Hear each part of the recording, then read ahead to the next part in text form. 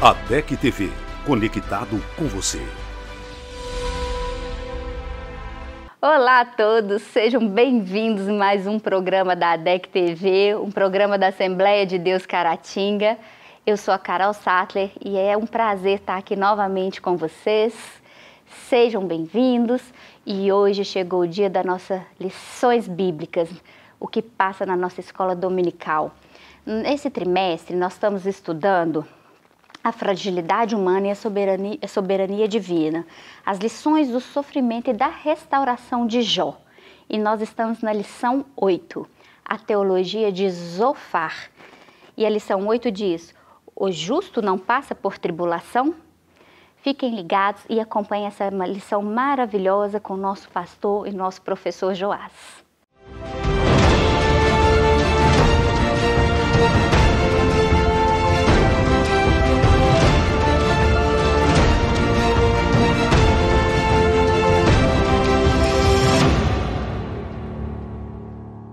Olá, irmãos, a paz do Senhor. Esse é o seu programa ADEC TV e hoje nós estamos no quadro Lições Bíblicas. Vamos estudar hoje a lição de número 8, a teologia de Zofar. O justo não passa por tribulação? O textual está no livro de Jó, capítulo 11, versículo 18, e está escrito assim: E terás confiança, porque haverá esperança. Olharás em volta e repousarás seguro. Verdade prática. Segundo as Escrituras, até mesmo o justo passa por tribulação. A leitura bíblica em classe está no livro de Jó, capítulo 11, versículos de 1 a 10, depois o capítulo 20, versículos também de 1 a 10. Graças a Deus, esse é o seu quadro Lições Bíblicas e hoje eu tenho a oportunidade, a honra de ter dois professores aqui comigo. Joás, professor Joás, e também um dos nossos professores aqui, Tiago Salles. Tiago, Joás, muito bem-vindo ao nosso programa. Bem, obrigado. Já é a nossa 8ª lição e hoje nós vamos comentar um assunto muito pertinente. Como nós estamos falando da palavra de Deus, né, dessas lições bíblicas, a teologia de Zofar. Já estudamos aí duas teologias, né, dos amigos de Jó e vamos aqui para mais uma. E vamos entrar na nossa introdução e no decorrer do assunto aí, Tiago, Joás, vocês fiquem à vontade em fazer comentários, dar alguns insights aí bacanas que vocês perceberem. Tá? Fique muito à vontade aí. Introdução. Nessa lição, veremos o discurso de Zofar, o último amigo de Jó, a falar na série de debates. Ele insistirá na tese de que o justo não passará por tribulação, a semelhança do que pensavam os seus amigos Elifaz e Bildade. Todavia, Zofar é o mais duro e impiedoso na acusação contra Jó. Ao contrário de seus amigos, ele faz dois discursos suficientes para derramar seu ressentimento contra o patriarca. Ele o acusa de se levantar contra a sabedoria divina e aconselha Jó a voltar-se para Deus. Tiago e professor Joás, amigos assim, hein? Exatamente a questão que ela ia perguntar, que para que um amigo desse, né? Não é? Com um ressentimento contra aquilo que ele chama de amigo, impiedoso, não acusação. Para que amigo desse tipo? E eram amigos mesmo, né, professor? Eu não tenho dúvida da amizade desses camaradas, mas o zelo atrapalhou a amizade, né? Salomão disse que o zelo demasiado, né, ele é ruim também. E esse aqui, né, esse amigo em especial, né, depois que nós já vimos aí outros dois amigos, esse aqui ele é mais duro no sentido de, você vê aqui no Jó ele fala, ele faz uma defesa da sua teologia, né, dizendo da pureza da sua teologia, né, de ser algo limpo, né, aos olhos de quem vê e tal, né, que não tinha nada a esconder e coisas do tipo. E Zofar, ele vem com uma... Aqui no verso 3, né, do capítulo 11, os homens ficarão calados diante de suas mentiras, né, ele vem, você é mentiroso, né, tipo assim, porque a teologia de Jó não está batendo com a teologia dele, então isso criou uma espécie de quase que uma inimizade entre amigos, né? Mas é interessante também você ter amigos que te contraponham, né? Se você tem uma série, um círculo de pessoas que concordam com tudo que você pensa, você precisa começar a desconfiar dessas pessoas também. Há um escritor muito conhecido entre nós, né? Um contemporâneo nosso, né? que ele usou uma frase muito interessante, que toda unanimidade é burra. Exatamente. Essas controvérsias faz o crescimento, né? Exatamente. Faz o crescimento. Bom, nós vimos aí a nossa introdução, nós já vimos que vamos estudar sobre a teologia de Zofar. Então nós vamos adentrar aí nesses 3 capítulos que são maravilhosos.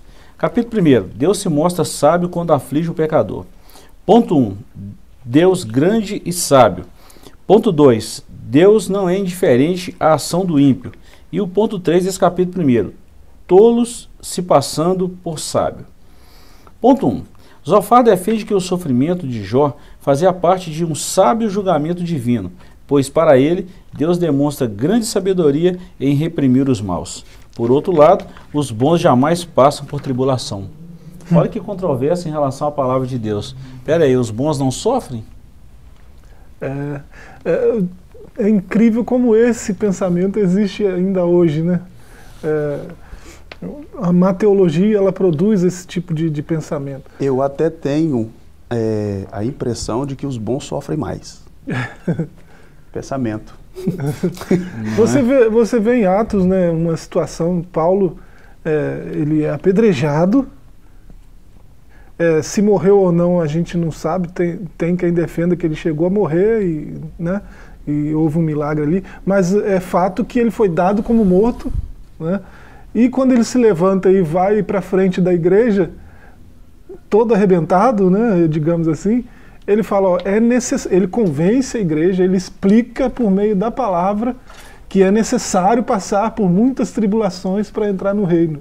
É necessário, não é uma coisa que acontece eventualmente, é necessário, né? Então a tribulação faz parte do andar no reino. Parece que falar de sofrimento e falar de evangelho é a mesma coisa que você falar da mesma coisa. Quando você olha para a Bíblia, os personagens bíblicos estão intimamente relacionados com o sofrimento. Então, essa ideia de que os justos não sofrem, ela é muito... Essa teologia ela pode ser sutilmente muito prejudicial, porque eu não posso atribuir todo o sofrimento ao demônio na minha vida, né? Existem sofrimentos que são da própria existência humana. Existem sofrimentos... Uma vez que você é ser humano, você está fadado ao sofrimento, né? A gente tem a vantagem que a gente tem Cristo, que conduz a gente em meio a esse sofrimento. É verdade que o justo não sofre, pelo menos numa perspectiva escatológica, né? Você encontra essa verdade na Bíblia. Sim. Né? Você lê textos como Jeremias 23, por exemplo, né? A ira do Senhor ela vem sobre a cabeça dos ímpios, né? Mas aquilo ali é escatológico. Exatamente. É uma profecia apontando para um futuro, né? Deus está irado conosco, e sim, isso é verdade ainda, né? Mas nós somos justificados por Ele mesmo, né? Então, diante de Deus, o nosso status é de justo. Ele olha para nós como justos. Então, a gente ainda sofre porque a gente ainda é pecador, a gente ainda está num processo, né, de purificação, né, e a vereda do justo é como a luz da aurora que vai raiando mais e mais até ser dia perfeito. É um processo de aperfeiçoamento. E os sofrimentos servem muitas vezes, né, se não são os melhores professores, né, para que a gente cresça nessa iluminação, né, até ser o dia perfeito, né? É interessante que o próprio Paulo, você já citou ele aí, que ele mesmo justificou diante da igreja que era necessário esse sofrimento, ele mesmo falou que a tribulação produz a paciência. E a paciência a perseverança, né? Entendeu? Isso é um processo na vida cristã. Só que como nós estamos falando de Jó, nesse ponto aqui, o amigo de Jó, Zofar, ele agiu com muita dureza a Jó.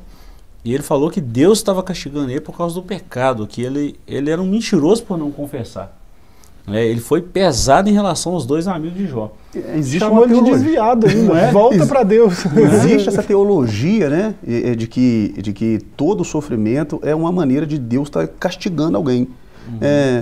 E por isso muitas pessoas são adeptas da teologia da prosperidade. Porque se está indo tudo bem com a minha vida financeira, com a minha saúde, significa que eu estou tranquilão, que Deus está me amando, que Deus está me abençoando. Por quê? Porque eu não estou passando por tribulação nenhuma.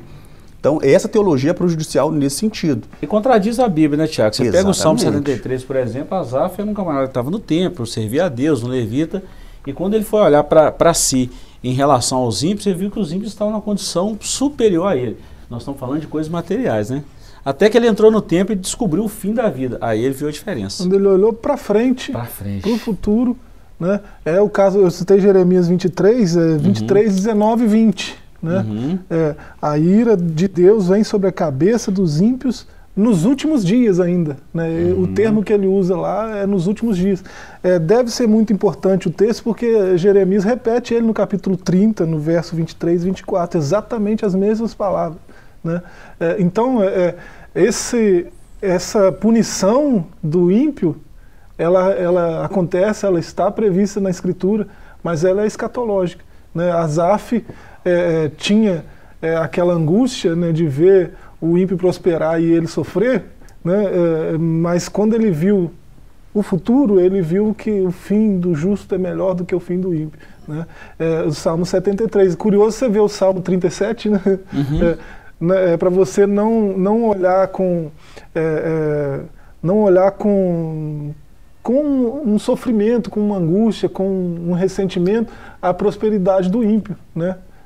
Para você não estar indignado com os malfeitores. Né? Não se indigne por causa dos malfeitores, né? Por causa do ímpio. Né? E você vê o Salmo 37 todinho, né? Do que se trata. Né? Aquilo ali é um reforço da confiança do justo no Senhor, né? Que no final, né, as coisas são bem melhores do que no começo. E outra coisa também, para a gente fechar esse ponto primeiro aqui, esse ponto 1 aqui, eu ouvi isso de uma professora muitos anos atrás. Ela falou que a franqueza é muito boa, mas o excesso da franqueza é prejudicial. O excesso de tudo é prejudicial, né? Exato. Mas principalmente a franqueza. No caso de Zofar, ele usou uma franqueza com Jó. Ele quis ser franco, mas ele exagerou nas palavras. Chamou o camarada de desviado. Pensou, tanto que você é pesado? Você tem que voltar para Deus. Chamou ele de desviado na maior cara. No capítulo 11, verso 12, ele chamou ele de um jumento que não tem entendimento. Olha bem. A não perceber a sabedoria divina na condução das coisas. Para Jofar, Jó valeu-se na sua defesa de palavras exageradas, cheias de justiça própria. Olha bem. Então, ele estava defendendo a teologia que ele cria, né? Em detrimento daquilo que ele cria, ele exageradamente jogou o seu ressentimento em cima de Jó e de dizer que Deus está te castigando porque você está em pecado, alguma coisa você está escondendo. Essa teologia é uma teologia duríssima. E só fechando esse ponto aqui, vamos para o ponto 2, que Deus não é diferente à ação do ímpio. Só um detalhe, que nem Zofar, nem Jó, nem Bildade e nem o outro amigo dele sabia do pano de fundo, né? Era entre Deus e o adversário, né? O inimigo, na verdade o inimigo. E Jó não sabia disso. Eles não tinham ciência na íntegra do que estava acontecendo, né? Ninguém sabia. Entre eles não. Ponto 2. Deus não é indiferente à ação do ímpio. O terceiro amigo de Jó acreditava que ele havia se autodeclarado puro e sem culpa. Queria também que Deus não é indiferente à ação do ímpio, como Jó parecia ter sugerido. Assim, para Zofar, se Deus debatesse com Jó, como era desejo deste, então não haveria dúvidas de que ele ficaria contra o patriarca e não a seu favor. Olha que aberração. Que assim, amigo, o próprio né? Deus deu testemunho. O monergista Zofar, né, que olha para Jó sofrendo daquele jeito, né, e ele sabe, pô, Jó é pecador assim como eu. Né? Deus é soberano sobre todas as coisas. Jó está sofrendo desse jeito. E alguma coisa ele fez, porque Deus, isso que ele está passando foi imposto por Deus, que Deus é soberano sobre tudo. Né? É a visão monergista. Né? Qualquer situação está sob o controle total de Deus. E isso é verdade, mas depende do ponto de vista. Verdade. Não vou entrar nisso aí, né? Mas vamos deixar um ponto e vírgula aí. Né? E Zofar estranha, né? E ele vai rebater isso. E Jó vai dizer, não, eu quero uma audiência com Deus. Né? Eu quero debater com Deus. Por que eu quero... Você não está entendendo? Eu menos. Eu quero entender também. Porque até onde eu sei, eu tenho vivido em retidão, em justiça. E Jó estava completamente correto. Né? Zofar achava que estava completamente correto. É um jeito de Zofar também que ele receber mérito, Porque se eu ando justo, isso é um perigo também, se eu ando justo, Deus não pode deixar eu sofrer. É esse o entendimento que faz, né? Eu estou guardando os estatutos, eu estou vindo na igreja, né? Trazendo para os dias de hoje. Estou fazendo a minha parte. Estou fazendo a minha parte, Deus não me abre porta, essa porta que eu tanto queria, eu orei a semana inteira para Deus abrir tal porta para mim, Deus não abriu porta para mim, o que é isso? É essa a teologia que Zofar tem. Então se eu ando retinho, é como se Deus devesse alguma coisa para ele, né? Se eu andar reto, uma troca. E a gente entende que salvação, quando o assunto é Deus, as coisas não são por obras. Né, principalmente a salvação, para que ninguém se glorie. A ideia de Zofar é fazer uma troca, já que eu estou andando justo, e se Jó também estivesse andando justo, Deus não daria para ele o sofrimento, ou permitiria, né, o sofrimento, se de fato ele estivesse justo. Algum pecado ele tem que estar escondendo aí, alguma coisa errada. Agora, para nós hoje, leitores do livro de Jó, é compreensível, é entendível a gente ler e a gente consegue absorver isso e consegue ver a realidade dos fatos. Agora, para quem está vivendo na íntegra, o caso de Jó e seus amigos, é difícil. Eles não sabiam, então eles estavam procurando justificativo para aquele problema. E daí um fala, outro fala, outro fala, outro fala, e aí vem as asneiras, né? Então aí faz a gente pensar um pouquinho. Quando a gente não sabe de uma realidade, quando a gente não sabe de uma situação, uma das melhores opções é ficar calado, né, professor? Porque a gente fala, por mais que a gente se entenda correto no que fala, por mais que a gente tenha convicção do que está falando, né? Não, eu estou baseado na minha ortodoxia teológica aqui e eu tenho que estar correto, tenho que estar com a razão é minha, eu vou falar. E às vezes a gente fala e passa por tolo. Né? Porque até o tolo, quando se cala, passa por sábio. Né? Então, o sábio, o contrário também é verdadeiro. Né? Aquele que, pelo menos, tem um status de sábio. Né? Mas fala demais, fica tolo, vira tolo. Tem a reputação... Não é? E muitas vezes as pessoas são pegas pelas suas palavras. Né? Olha o ponto 3 aí, todos se passando por sábio.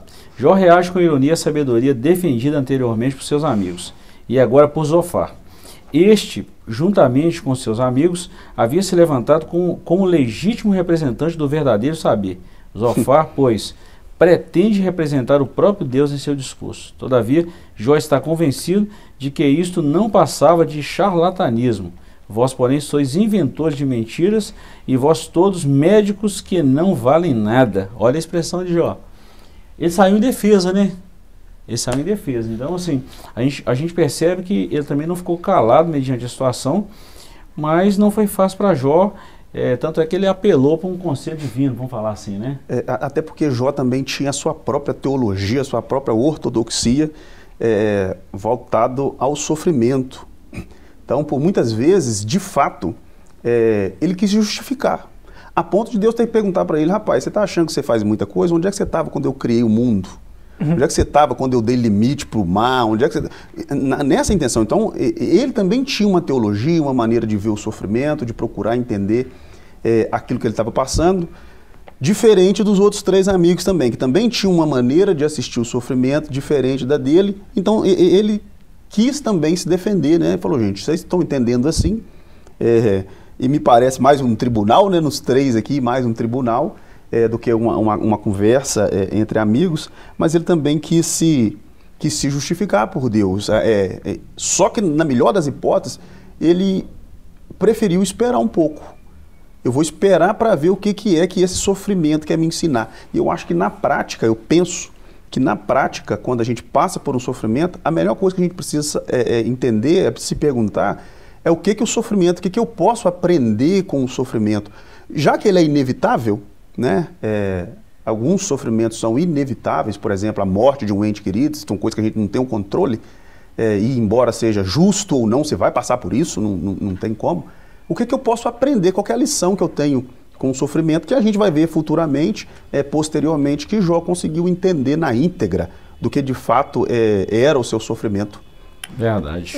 Essa fala do Tiago traz um ponto tão top aqui no entendimento dessa lição, porque quando você olha para o diálogo de Jó com Deus lá na frente, né, aí você percebe isso. E faz a gente, pelo menos me faz pensar, né, um dos adjetivos que Deus coloca na pessoa de Jó, lá nos primeiros versos do livro, né, homem justo. né? Justo, íntegro, sincero, que se desvia do mal, né, e tal. Mas justo, né? O que levou Deus a falar que Jó é justo? Qual que é a ideia de Deus de justiça, né, Por que Deus está chamando Jó de justo? Eu devo me perguntar. E quando eu olho para esse diálogo lá no futuro, né, lá no final do livro, para esse diálogo de Deus com ele, né, ele quer uma audiência porque ele quer respostas. Aí Deus se apresenta e traz perguntas, um monte de perguntas, né? Resolveu a situação, né? Mas aí você entende por que Deus estava chamando Jó de justo. Deus chamou Jó de justo não pelos atos de Jó, pela conduta de Jó, não pelo que Jó fazia. Deus chamou Jó de justo pela fé de Jó, né? E é pelos mesmos motivos que ele chama Gilberto de justo, que ele chama Tiago de justo, né? Pela fé, né? Não é pelo que eu faço. Aí entra o ponto do que o Tiago falou, né? O sujeito, ele quer justificar, não, eu mereço ser bem tratado, porque, olha, eu tenho agido assim, eu tenho andado assim, eu mereço o melhor de Deus, o melhor da terra, o melhor de Deus está por vir mesmo, né? Porque eu tenho feito para merecer. E não assim. Isso é perigoso. Justificativas humanas. Vamos dar uma pequena pausa aqui, tá? Voltaremos breve, já, no próximo bloco, onde vamos estudar o 2º e 3º capítulo sobre essa lição importante, a teologia de Zofar. Não saia daí.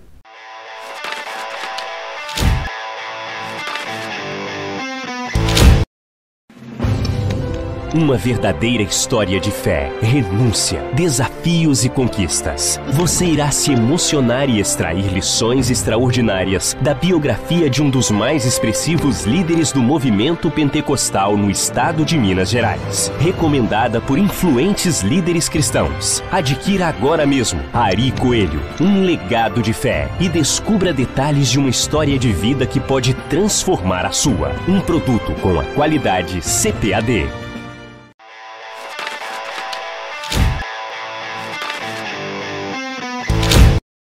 Olá, queridos, esse é o seu programa ADEC TV e hoje nós estamos no quadro Lições Bíblicas. Estamos estudando a lição de número 8, a Teologia de Zofar.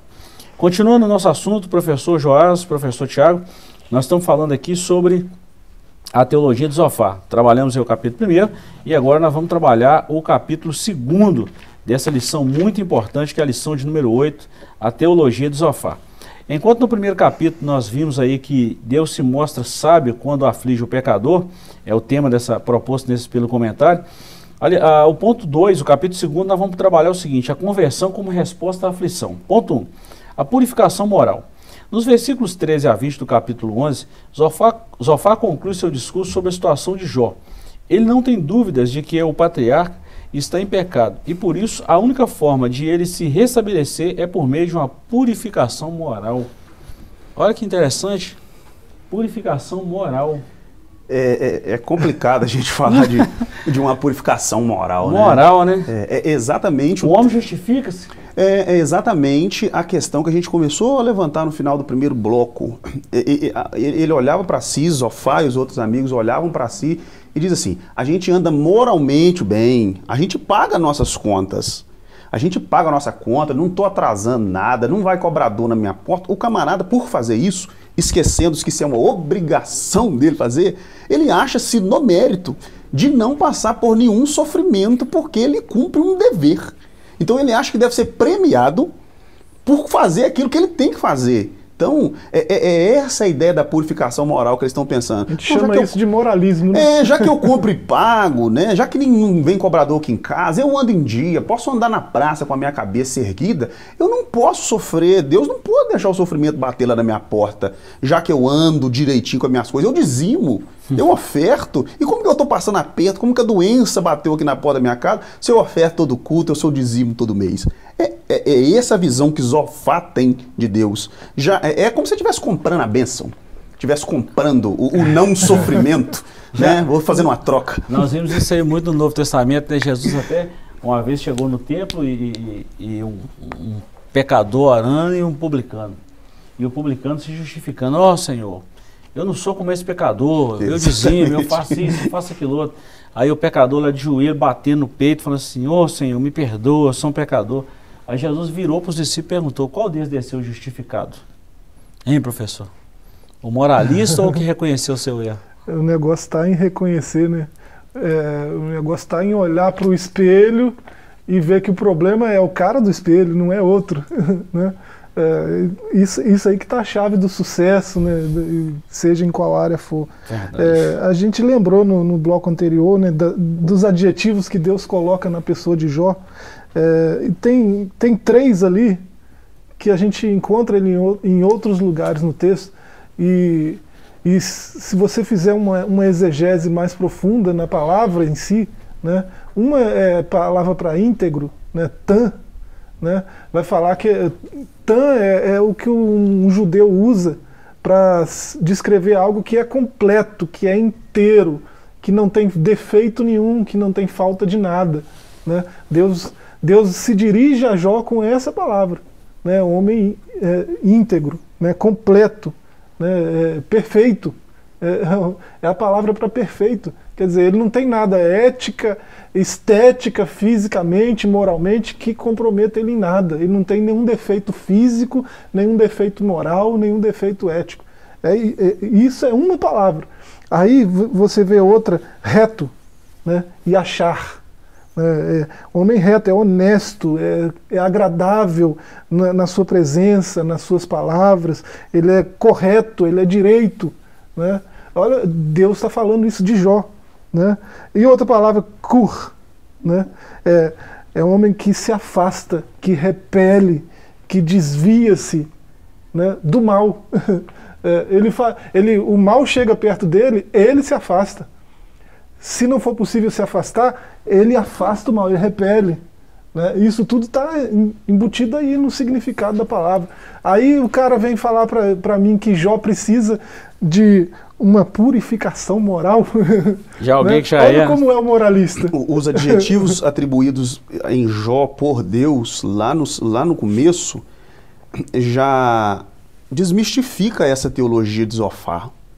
A ideia, o sofrimento dele não é por falta de posicionamento moral ou ético, né? Eu acho mais ético do que moral. Não é por falta desse tipo de posicionamento. É aqui que está o grande cerne da questão. Lá na frente a gente vai entender que o livro de Jó não é na sua essência, não é um livro sobre perdas e ganhas. Não é mostrar que um camarada pode perder tudo e no final da vida Deus restituir ele. O cerne do livro de Jó é a soberania divina. E a fragilidade humana. Exatamente. Se você entende que o cerne do livro é a soberania divina, você entende que Deus está no controle de tudo, independente se você se considera alguém um ser moral ou não, você está apto ao sofrimento. Enquanto mais rápido você aprendeu que o sofrimento quer te ensinar, mais rápido você deixa de sofrer. Tá, o interessante disso aqui é exatamente pelo fato de nenhum deles saber o pano de fundo histórico e até mesmo espiritual que levou a essa situação. Então, quando alguém não sabe de uma situação, não sabe o contexto da situação, é muito fácil falar. Agora, viver é diferente. É o caso de Jó, né? Olha o ponto 2. É possível negociar com Deus? Estudiosos destacam que Zofar tenta induzir a Jó a negociar com Deus a fim de se ver livre de suas dificuldades. Era exatamente isso que Satanás desejava que Jó fizesse. O diabo acusou Jó de ter uma fé interesseira, com base nas promessas de prosperidade em troca de sua obediência. Aí nós já falamos, né? Voltamos à famosa prosperidade lá, né? A doutrina da prosperidade. É possível negociar com Deus? Afirmo que não. Não é esse tipo, mas o que Satanás induziu a essas pessoas em volta a que Jó cometesse esse erro é exatamente. Na verdade, o Satanás quis induzir até o próprio Deus, né? Porque ele disse assim, é claro que ele é fiel, mas se eu dar tudo para ele também, né? Foi a mesma indução que ele fez para os amigos de Jó. Mas é claro que o cara vai ser fiel, tem tudo que tem. Eu aposto que se o senhor tirar tudo que ele tem, ele vai blasfemar. Ele vai abandonar a fé, vai largar tudo, vai deixar de crer. Mas ao longo da caminhada, embora tenha reclamado muito, tenha ficado extremamente nervoso, chateado, ele não abandonou a fé, que é a síntese aqui da nossa questão. Professor, só para a gente encerrar esse capítulo 2 aí e passar logo para o 3º, porque o nosso tempo já está chegando ao fim. Vamos falar um pouquinho também da angústia de Jó, e você volta nesse ponto 2 aí sobre negociar com Deus. Esse tópico é muito bom, tá? Sobre a angústia de Jó, diante das insistentes acusações dos amigos e do silêncio de Deus, Jó dá sinais de desânimo. Ele manifesta de vez toda a sua condição humana, o justo sofre. Então ele expressou isso, né? Os capítulos 12 e 13 falam isso aí. Então nós vimos aqui, depois de uma pressão tamanha, Jó acaba desabando, mas também aguentou pesado, né? Depois de Elifaz e Bildade, que não pegaram, não suavizaram, né? Com a teologia igualmente equivocada, aí vem Zofar e o negócio fica mais pesado, né? Verdade. Seu mentiroso, seu desviado, aí o negócio, aí Jó desabou, né? E Jó vai fazer uma analogia da árvore, né?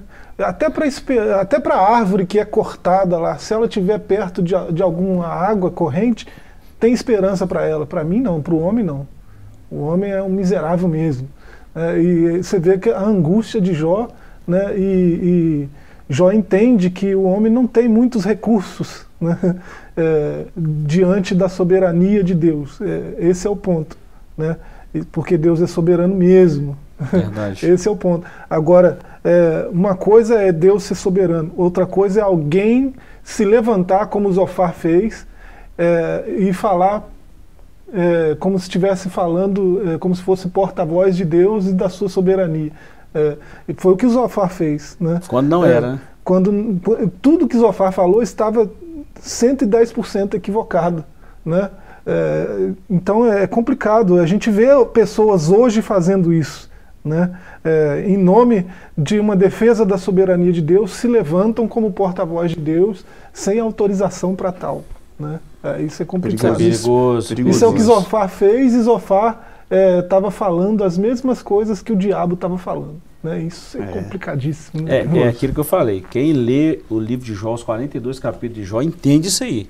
Porque nós vemos a ação de Deus, a ação do inimigo, né? A fala de Deus em relação a Jó, a acusação do inimigo. A gente conhece o pano de fundo, mas eles não. Então a gente percebe essa fala dos amigos, semelhança naquilo que o inimigo foi levar até Deus, de acusação. E eles não sabiam. Vamos lá, capítulo 3 a gente encerra. Deus julga e castiga os pecadores. Ponto 1, castigo dos maus. Ponto 2, Jó diante de um paradoxo. E o ponto 3, encerrando, a verdade vem à tona. O capítulo 20 contém o segundo discurso de Zofar. Nele, Zofar lembra a Jó que a aparente prosperidade dos ímpios não passa de ilusão e dura apenas um instante. Na verdade, ele repete que os outros amigos já haviam muito dizendo. Os versículos 12 a 14 desse mesmo capítulo são usados por Zofar para comparar o deleite do ímpio a uma comida envenenada. Olha bem. Olha a ideia desse camarada. A impressão que eu tenho aqui no texto, quando eu vejo ele dizendo isso, é que Zofar está dizendo para Jó assim: você tinha muitos bens, perdeu tudo da noite para o dia, porque no fundo você é um ímpio. É um desonesto, né? Por isso que você perdeu tudo, partindo do pressuposto dessa minha teologia, do ponto de vista dessa minha teologia. Se você perdeu tudo que tem rapidamente, é porque no fundo você é um ímpio. Deus, sendo justo, conhece seu coração, sabe que você tem que perder tudo mesmo, você está em pecado. Você é ímpio, né? É o castigo de Deus para isso aí. Porque você é ímpio, está tentando esconder, mas de Deus ninguém esconde nada. Dá até medo, né? De uns porta-vozes assim. E esse medo, no nosso caso, é até bom, né? Porque eu gosto de sentir esse medo, né? Deus me livre de acusar algum irmão meu, como o Zofar fez, né? Nós estamos falando de pessoas que são amigas, né? São grandes amigos. E você percebe do início ao fim que isso é verdade, são grandes amigos. Quando coisas desse tipo entram na amizade, né, pode estragar tudo, né? E como a amizade é importante para um servo de Deus, né? Como a amizade é importante para o reino, né? Você não faz nada no reino sozinho. Aliás, ninguém faz nada em lugar nenhum sozinho. Né? Mas no reino, principalmente, né? O reino existe para a comunidade, né? Isso faz a gente pensar um monte de coisa, né? O quanto nós, como reino, estamos servindo a comunidade, estamos sendo úteis para a comunidade. Isso faz a gente refletir tanta coisa, né? Mas antes de todas essas reflexões, né, pelo menos a mim me faz pensar: Deus me livre de ser um Zofar. Exatamente. Né? De sair acusando as pessoas com base na minha própria experiência, na minha própria teologia, na minha própria ortodoxia, seja lá o que for. Né? A verdade, quando a gente olha para o Novo Testamento, Deus a igreja não é juiz. Nós não somos juízes, nós somos servos de Deus. Ninguém está aqui para julgar ninguém, né? Nós não somos juízes, principalmente para fazer isso. Isso é um papel de Cristo. Até então ele é o nosso advogado, chegará a hora que ele será o nosso juiz, ele será o juiz com vara de ferro. Mas isso não cabe à igreja julgar, e principalmente dessa forma, tratar pessoas assim, até mesmo por criar uma analogia humana e pensar que é assim porque é do meu jeito, está errado. Então tem que ter muito cuidado com essas questões. Ponto 2 aí, Jó diante de um paradoxo. O capítulo 21 traz a resposta de Jó ao argumento de Zofar. Para o patriarca, a tese de Zofar de que os ímpios são sempre punidos era contraditada pela experiência. Os ímpios podiam sim ser punidos, mas isso nem sempre parecia acontecer conforme descrito. Por que razão vivem os ímpios, envelhecem e ainda se esforçam em poder? Olha bem, Jó havia constatado que os ímpios pareciam gozar de longevidade e prosperidade. Interessante que na época de Jesus, alguns dos judeus pensavam também nessa, vamos falar assim, né, nessa mesma teologia, que os ímpios sofrem, os ímpios padecem, Deus castiga mesmo, e até mesmo os justos por algum pecado. Tanto é que ele falou, né, Jesus? Esse cego aí, quem pecou, o pai ou a mãe? O que ele fez, né? Jó, o paradoxo de Jó é o mesmo paradoxo do salmista, no Salmo 73, né? É o mesmo paradoxo. A pergunta é essa, gente, os ímpios, eu entendo que são ímpios, não querem nada com Deus, inclusive alguns negam a existência de Deus veementemente, todos os dias estão negando a existência de Deus. Mas eu percebo que os filhos desses caras são saudáveis. Esses caras estão comprando carro novo. Esses caras não têm compromisso nenhum com a justiça. E a expressão que o Jó usa é esse aqui. Eles envelhecem e a ideia que eu tenho é de que eles vivem mais do que aqueles que eu considero justo. É aqui que está o paradoxo de Jó. Se eu que sou justo, estou passando tanta tribulação, olho para o ímpio e não vejo ele passando tribulação nenhuma, tem uma coisa errada comigo. Essa é a ideia humana. Aqui que está o perigo desse tipo de teologia. Quando você não faz como o salmista fez, olhar lá no futuro, você corre o risco de tropeçar como o salmista. Quanto a mim, os meus pés quase se desviaram quando eu estava olhando só para o presente, só para o momento. Pode ser, por mais doloroso que isso seja, que nós tenhamos uma vida extremamente, uma vida aqui na Terra, extremamente regrada, vivendo só com o básico, passando até dificuldade. Mas a nossa esperança, a esperança para a árvore cortada, é olhar lá para o futuro. Você tem que olhar lá para o futuro, porque essa é a vida que é passageira. A gente tem que estar com o olho sempre na eternidade para a gente não cair o risco de tropeçar nesse tipo de teologia. E é perigoso, né, professor? A experiência, ela não pode ser contraditória com a teologia, né?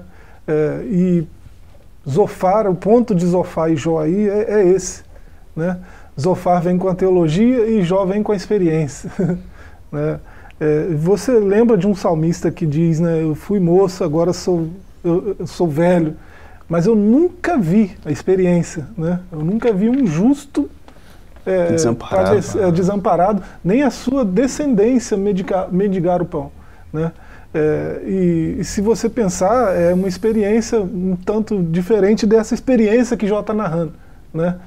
O Jó está olhando para os ímpios e nunca viu um ímpio não se dar bem.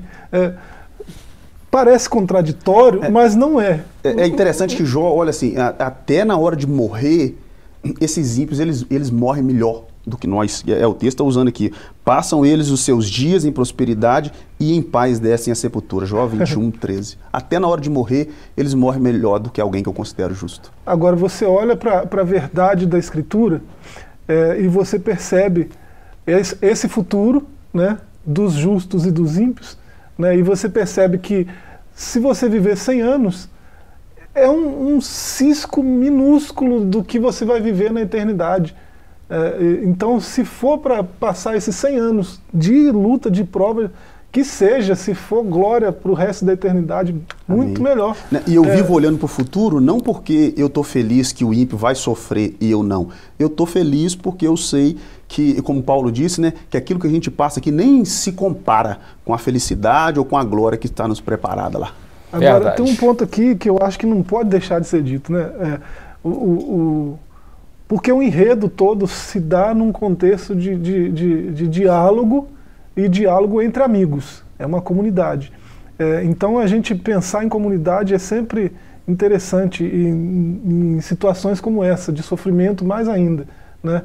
Se você pensar bem por que o salmista disse aquilo, né? E se a gente olhar para a nossa realidade, nós estamos aqui em comunidade nesse programa, mas nós fazemos parte de uma comunidade maior, de uma mesma comunidade, a gente entende muito facilmente por que o ímpio não é desamparado. Porque ele está rodeado de gente que o ama, né? Tudo é comum na comunidade. Exatamente. Né? Os bens são comuns, os afetos são comuns. A importância da comunidade é essa. E pensar na importância da comunidade em dias como esses nossos, não pode perder isso de vista, né? Comunidade. Nós fomos projetados, pelo menos enquanto reino de Deus, para viver em comunidade. Tudo tem que ser comum entre nós. Verdade. Gente, encerrando aqui a nossa lição, a verdade vem à tona. A lei da retribuição não se aplica a todas as esferas da existência humana, nem explica os caminhos soberanos do Altíssimo, pois Deus também faz que o sol se levante sobre os maus e bons e a chuva desça sobre os justos e injustos. Nós vemos aí que são permissões, são coisas que Deus permite e que não cabe a nós julgar, né? Como fez os amigos. Deus dá igualdade de condições para todos, né? Verdade. Estamos chegando ao final da nossa lição. Queremos te agradecer pela companhia de sempre. Esse é o seu programa ADEC TV e hoje nós estudamos nesse quadro Lições Bíblicas, lição de número 8, a Teologia do Sofá. Voltaremos no próximo programa com a lição espetacular. Te agradecemos pela companhia e agradecemos por esse carinho de sempre. Deus te abençoe e até lá.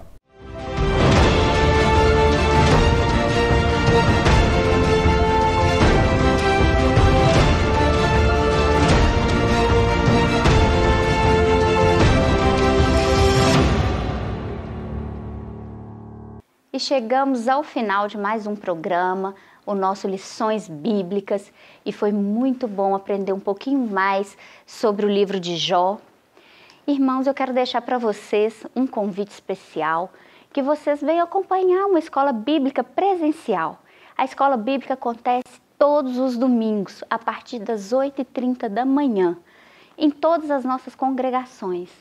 Aqui nos bairros de Caratinga, e nas outras cidades, e aqui no Templo Central, que fica na Rua Princesa Isabel, número 52. Relembrando, todos os domingos, a partir das 8h30. E temos classes, gente, de criança, adultos, bem divididas, para os jovens, só para as mulheres, só para os homens. Venham e acompanhem, é uma bênção, é um aprendizado muito rico. Fiquem conosco sempre, continuem nos acompanhando pelas nossas mídias sociais, no YouTube, no ADEC TV e lá no Instagram, no ADEC TV Oficial. Deus os abençoe, um grande abraço e até amanhã.